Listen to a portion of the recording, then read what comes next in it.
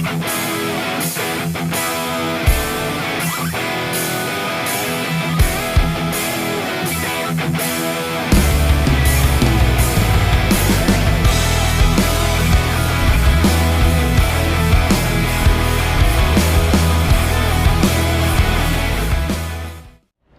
day guys! So nakita nyo sa thumbnail, itong papakita ko sa inyong produkto ay hindi naman sobrang essential o kailangan na kailangan sa inyong sasakyan, pero malaki ang maitutulong nito lalo na kung nagdi-DIY kayo ng change oil sa inyong sasakyan.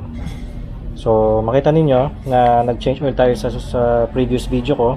Actually ito ay continuation pa rin ito ng change oil na yun. So ipapakita ko sa inyo ang produkto na ito, no? Ito ay Easy Oil Drain Valve. Okay, so ito ay nire-replace nito yung traditional na drain valve ninyo. Ito yun, no? Yung drain plug. So ito yung drain plug ng Montero Sport. So ito ay sukat niya, ano? Yan, kasukat niya yan kasi ito ay 14 mm by 1.5 mm. So yan yung sukat ng drain valve na ito, ng drain plug na ito ng Montero Sport. Yan. So pakita ko sa inyo. Ito ay gawa sa Australia guys, no? So imported din siya. Actually meron tong competition, ang tawag ay Fumoto, which is Japan made naman yun, no? Fumoto drain plug. So ito siya guys, no? Yan. Kita nyo ba? Easy 106. So maganda yung quality niya, no? Hindi siya yung chipipay na mga metal lang. So pag i-install ito, pag ganun siya, yan, ito yung thread niya, no? So ito yung pag-install natin. Tapos ito yung pinaka valve niya, no? Yung opening and closing niya. So kapag ka nakaganyan, ang alam ko that is open. So pag i-close niyo, lalagay niyo lang doon sa kabila. Yan. So ipipress niyo lang sa pababa, tapos i-turn niyo na. Tapos pagka close niyo, tataas niyo naman, no? Tataas niyo, tapos turn. Yan. Okay, baba naman pagka pa-close. Okay? Ayan. So napaka-importante na ito guys, kasi minsan, for example dito sa ating Montero Sport, tatanggalin nyo pa yung mga stone guard nya, no? Yung skid plate nya, para lang ma-drain ninyo yung oil. Kasi kung hindi nyo tatanggalin yung stone guard, yung skid plate, tatapon dun yung oil. Kaya hassle, no? Tatanggalin nyo pa siya, ilalim pa kayo. Pero pag may ganito kayo, i-on nyo lang itong valve. Yan, open na siya. Itutulo na dyan yung oil. Okay, so napakadali, no? So magiging mas madali ang pag DIY ninyo ng change oil kapag ka meron kayong ganitong drain valve. Okay, yan. So ito ay Easy Drain Valve, no? Easy ang tatak. So Australian made siya. Yung kalaban na ito ay yung Fumoto. So nung time na bumili ako nito, wala siyang Fumoto na brand out of stock. So ito yung binili ko, Easy Oil Drain Valve, which is Australian made naman siya. Yan. So maganda naman siya guys, no?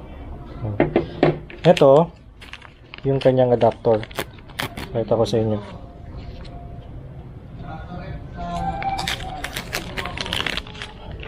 Yan. So dito pwede nyong kabitan ng hose, no? So mas convenient lalo kasi may hose na siya. So kapag kinabit nyo yan, ganyan yan. Yan. So dito may hose. Okay, so yung hose lalagay nyo dun sa drain pan ninyo, para pagka mag oil drain, mag-change oil kayo, open nyo lang itong valve, dito na lalabas yung oil nya. Okay, so install natin, pakita ko sa inyo guys, no? Okay guys, so nasa ilalim ngayon tayo, no? So ito yung ating drain pan. Okay na yung oil natin, na drain na natin. So ito yung ating easy oil drain valve, no? So ikakabit lang natin pag ganun, no? Conventional na pagkabit din, parehas lang. So makita nyo, naka-close siya. Okay, naka-close siya, no? Okay, so hindi na natin gamitan ng o-ring ito na gasket na metal kasi meron na siyang pinaka-gasket doon, no?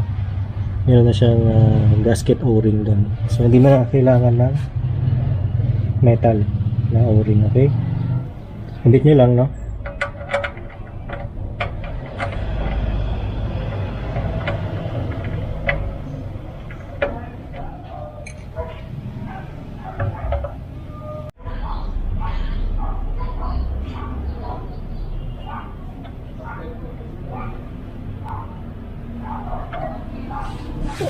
Yan. Pag i-open siya, tas yun, so tumulo na siya, no? Yan, so ganyan siya. Alright,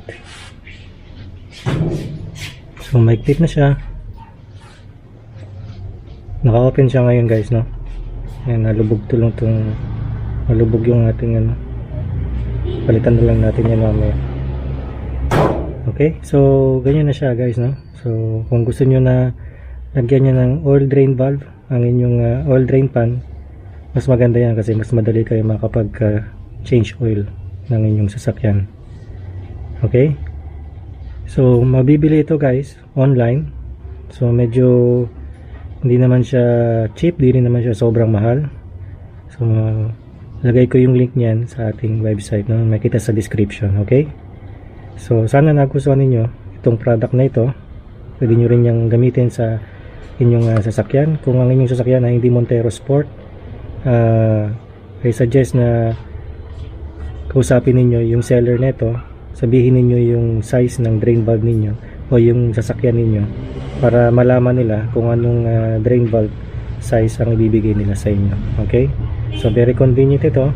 Hindi na kayo magtatanggal ng skid plate or ng drain plug. Meron na lang kayong valve na i-open. Okay, so i-close natin siya. Yan, so close na siya.